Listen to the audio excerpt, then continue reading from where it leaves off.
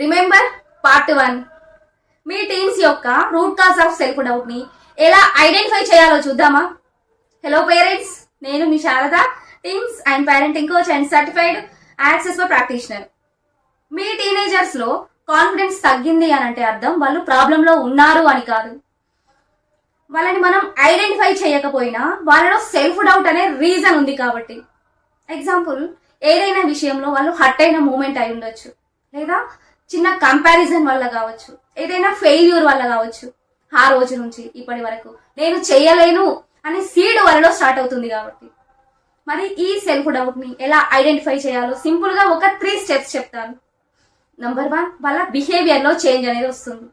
Earlier ఎలా ఉన్నారు, ఇప్పుడు ఎలా ఉంటున్నారు. పాస్ట్ లో వాళ్ళు చాలా యాక్టివ్ గా ఉండేవాళ్ళు, ఇప్పుడు సైలెంట్ గా ఉంటున్నారు. అప్పుడు అన్ని ట్రై చేసేవాళ్ళు, కానీ ఇప్పుడు ఏది ట్రై చేద్దామన్నా భయం అవుతుంది వాళ్ళలో. సో సడన్ గా చేంజెస్ అనేటివి వస్తాయి వాళ్ళలో.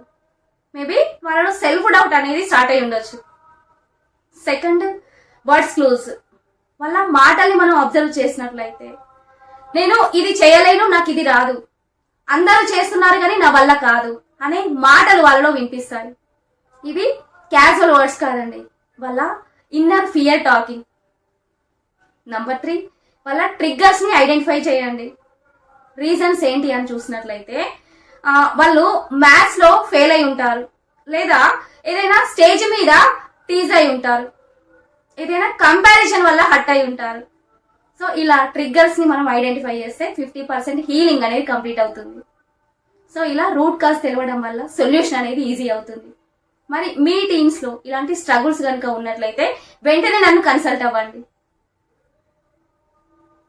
టుగెదర్ మనం వాళ్ళలో కాన్ఫిడెన్స్ అనేది బిల్డ్ చేద్దాం.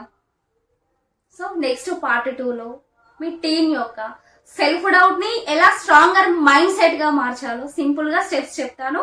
Don't miss it.